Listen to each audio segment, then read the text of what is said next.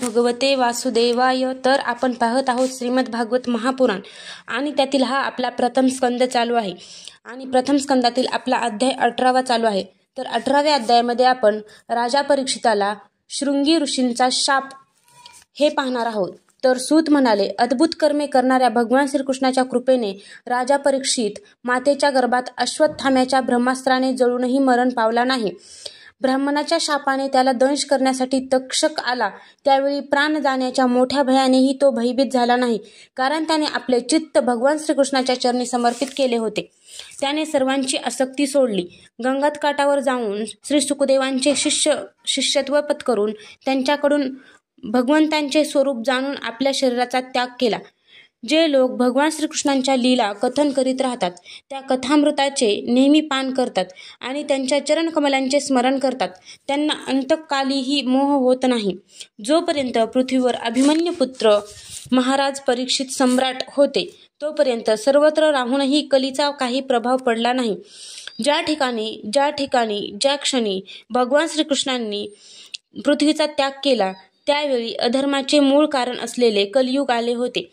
ब्रह्मरासारखे सार ग्रहण करणाऱ्या सम्राट परीक्षिताने कलीचा द्वेष केला नाही, कारण कलियुगाचा एक गुण आहे की कलियुगात केवळ संकल्पाने पुण्यकर्माचे फळ मिळते, परंतु पापकर्माचे फळ संकल्पनाने नव्हे तर प्रत्यक्ष शरीराने केल्यावरच मिळते. लंगड्याप्रमाणे मोहग्रस्त लोकांवर पराक्रम गाजविणाऱ्या आणि निश्चयी पुरुषांना भिणाऱ्या कलीला काय किंमत आहे? धर्महीन मनुष्याला मात्र आपल्याकडे आकर्षून घेण्यासाठी हा नेहमी तत्पर असतो. ऋषींनो, आपण विचारलेले भगवंताच्या कथांनी युक्त असे राजा परीक्षिताचे पवित्र चरित्र मी आपणास सांगितले. वर्णन करण्यासाठी मोठमोठी कृत्ये करणाऱ्या भगवान श्रीकृष्णांचे गुण आणि लीला यांचा संबंध असणाऱ्या जितक्या कथा आहेत त्या सर्वांचे कल्याण इच्छिणाऱ्या पुरुषांनी सेवन केले पाहिजे. ऋषी म्हणाले, सूत महोदय, आपणास दीर्घायुष्य लाभो, कारण जन्ममृत्यूच्या प्रवाहात पडलेल्या आम्हा लोकांना आपण भगवान श्रीकृष्णाच्या अमृतमय उज्ज्वल कीर्तीचे श्रवण घडविता. अनेक यज्ञांच्या धुरामुळे आमचे शरीर धुसर झाले आहे. असे असूनही या कर्माचा काही भरवसा नाही. अशा वेळी आपण भगवान श्रीकृष्णांच्या चरणकमलांचे मधुमधुर अमृत आम्हाला पाजत आहात. भगवतप्रेमी भक्तांच्या क्षणभर झालेल्या सत्संगाची स्वर्ग किंवा मोक्षाशी सुद्धा तुलना केली जाऊ शकत नाही. मग तुच्छ सांसारिक उपभोगांची काय कथा? महापुरुषांचे एकमेव जीवन सर्वस्व असलेल्या श्रीकृष्णांच्या कथांनी कोणता रसिक तृप्त होईल? असे प्राकृत गुणांच्या पलीकडे असलेल्या त्या भगवंताच्या गुणसमुच्चयाचा ब्रह्मा, शंकर इत्यादी योगेश्वरांनाही अंत लागत नाही. हे विद्वन, आपण भगवंतांनाच अढळ स्थान मानित आहात, म्हणून आपण सत्पुरुषांचा एकमात्र आश्रय असलेल्या भगवंताच्या उदार आणि विशुद्ध चरित्रांचे आमच्यासारख्या श्रद्धाळू श्रोत्यांसाठी विस्तारपूर्वक वर्णन करावे. भगवंतावर परमप्रेम असणाऱ्या बुद्धिमान परीक्षिताने श्री सुखदेवांनी केलेल्या त्या अज्ञानाच्या उपदेशाने मोक्षस्वरूप भगवंताच्या चरणकमलांची प्राप्ती करून घेतली. आपण ते ज्ञान आणि परीक्षिताचे परमपवित्र उपाख्यान यांचे वर्णन करा, ज्यामध्ये कोणतीच गोष्ट गुप्त राहिलेली नसेल आणि भगवत प्रेमाच्या अद्भुत योगनिष्ठेचे निरूपण केलेले असेल. शिवाय ज्यात भगवान श्रीकृष्णांच्या लीलांचेच वर्णन केलेले असेल. असे प्रसंग भगवंताच्या प्रिय भक्तांना ऐकण्यात फारच आनंद वाटतो. सूत म्हणाले, अहो, विलम जातीमध्ये उच्च वर्णातील माता व कनिष्ठ कुळातील पिता यांच्यापासून जन्म होऊनही महात्म्य पुरुषांची सेवा केल्यामुळे आज आमचा जन्म सफल झाला, कारण केवळ महापुरुषांशी संवाद केल्यानेही कनिष्ठ कुळात जन्म घेतल्याची मनोव्यथा तत्काळ नाहीशी होते. भगवंत हेच ज्याचा एकमात्र आश्रय आहे अशा सत्पुरुषांबद्दल तर काय बोलावे. भगवंताची शक्ती अनंत आहे, ते स्वतः अनंत आहेत आणि त्यांच्या अंगी वसणाऱ्या अनंत गुणांमुळेच त्यांना अनंत असे म्हटले जाते. भगवंताच्या गुणांशी बरोबरीही जर कोणी करू शकत नाही तर त्यांच्यापेक्षा अधिक गुणवान अन्य कोण असू शकेल? त्यांच्या गुणांची विशेषता समजण्यासाठी एवढे सांगण्याचे पुरेसे आहे की जिच्या प्राप्तीसाठी प्रार्थना करणाऱ्या ब्रह्मादी देवांना सोडून भगवंताची इच्छा न करताही लक्ष्मी भगवंताच्या चरणकमल रजाचे सेवन करीत आहे. ब्रह्मदेवांनी भगवंताचे चरण धुण्यासाठी जे पाणी समर्पित केलेले होते तेच त्यांच्या पायाच्या नखातून निघून गंगेच्या रूपाने वाहू लागले. हे महादेवासहित सर्व जगाला पवित्र करीत आहे. अशा स्थितीत या त्रिभुवनात श्रीकृष्णांच्या व्यतिरिक्त भगवान स्वतःला दुसरा कोण पात्र होऊ शकतो? ज्यांच्या प्रेमाची प्राप्ती करून घेऊन धैर्यवान पुरुष निसंकोचपणे शरीर, घर इत्यादींची आसक्ती सोडून देतो आणि अंती ज्या अवस्थेत कोणालाही कष्ट न देणे आणि सर्व दृष्टीने शांतीचा अनुभव घेणे हाच धर्म असणाऱ्या परमहंस आश्रमाचा संन्यासाचा स्वीकार करतो. सूर्यासमान तेजस्वी असणाऱ्या महात्म्यांनो, आपण मला जे काही विचारले ते मी आपणास आपल्या कुवतीनुसार सांगत आहे.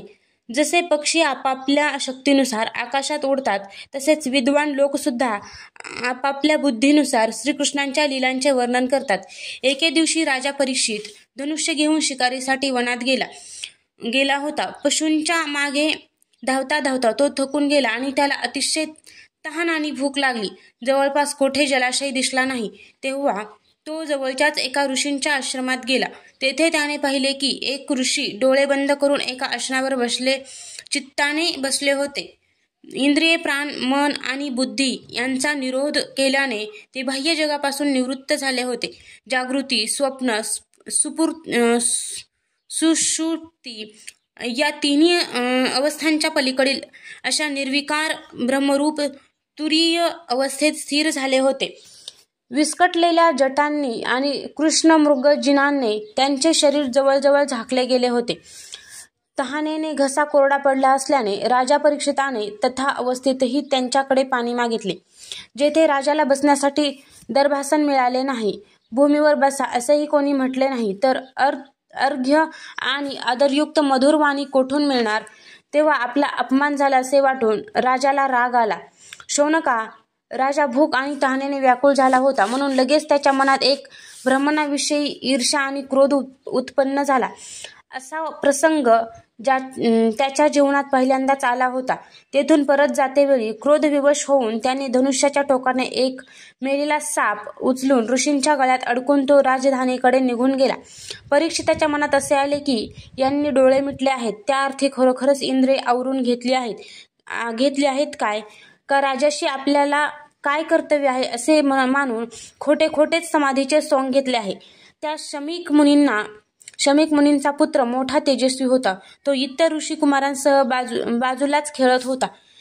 त्याने जेव्हा ऐकले की राजाने आपल्या पित्याशी असभ्य वर्तन केले आहे, तेव्हा तो म्हणाला, उष्टे अन्न खाणाऱ्या कावळ्याप्रमाणे पुष्ट केलेल्या लोकपालांचा केवढा हा अन्याय! दरवाजावर पहारा देणाऱ्या कुत्र्याप्रमाणे ब्राह्मणाचे दास असूनही आपल्या धन्याचाच हे तिरस्कार करतात.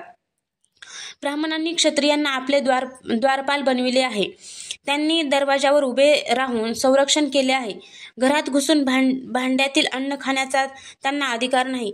अधर्माने वागणाऱ्यांना शासन करणारे भगवान श्रीकृष्ण परमधामाला गेल्यामुळे मर्यादेचे उल्लंघन करणाऱ्यांना आज मी शासन करतो. माझे तपोबल पहाच. आपल्या सवंगड्यांना अशा प्रकारे सांगून क्रोधाने लालभडक डोळे केलेल्या त्या ऋषिकुमाराने कौशिकी नदीच्या पाण्याने आचमन करून आपल्या वाणीरूपी वज्राचा प्रयोग केला. कुलाला कलंक झालेल्या या परीक्षिताने माझ्या पित्याचा अपमान करून आपल्या मर्यादेचे उल्लंघन केले आहे. सबब माझ्या शापाने याला आजपासून 7व्या दिवशी तक्षक सर्प दंश करील. यानंतर तो बालक आपल्या आश्रमात आला आणि आपल्या पित्याच्या गळ्यातील शाप पाहून त्याला अतिशय दुःख झाले. तो धाय मोकळून रडू लागला. विप्रवर शौनका, शमीक मुनींनी आपल्या पुत्राचे रडणे ऐकून हळूहळू आपले डोळे उघडले आणि पाहिले तर आपल्या गळ्यात एक मेलेला साप आहे.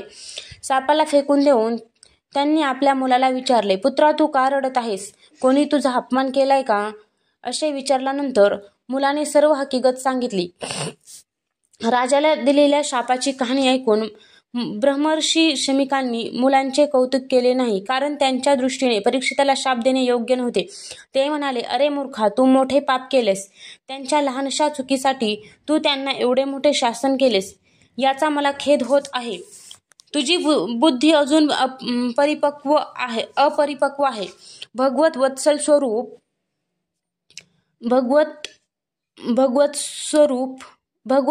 भगवत स्वरूप तुझी बुद्धी अजून अपरिपक्व आहे. भगवत स्वरूप राजाला तो सामान्य माणूस समजणे योग्य नव्हे, कारण राजाच्या असह्य तेजामुळेच प्रजा सुरक्षित आणि निर्भय होऊन आपले कल्याण करून घेते.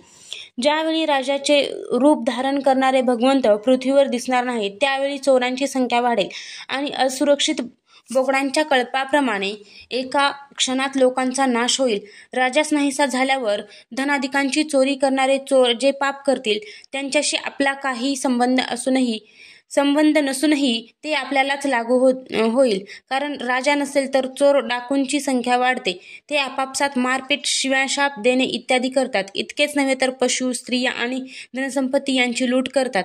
त्यावेळी लोकांचा वैदिक वर्णाश्रमाचारयुक्त आर्यधर्म लुप्त होतो. संपत्तीचा लोभ आणि कामवासनेच्या आहारी जाऊन लोक कुत्री आणि माकडांप्रमाणे वर्णसंकर करतात. सम्राट परीक्षित तर मोठे यशस्वी आणि धर्मधुरंधर आहेत.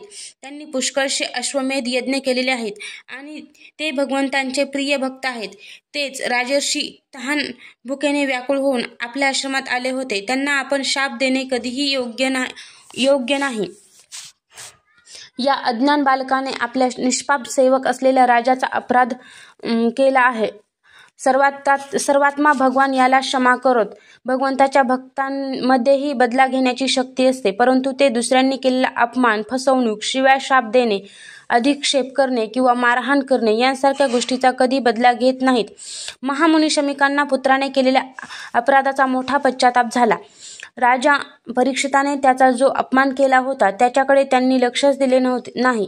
महात्म्यांचा स्वभावच असा असतो की जगातील दुसरे लोक जेव्हा त्यांना सुख दुःखरूपी द्वंद्वात पाडतात तेव्हा ते सहसा आनंदित किंवा व्यथित होत नाहीत, कारण आत्म्याचे स्वरूप तर गुणांच्या पलीकडे आहे हे त्यांना माहीत असते. अध्याय 18 समाप्त.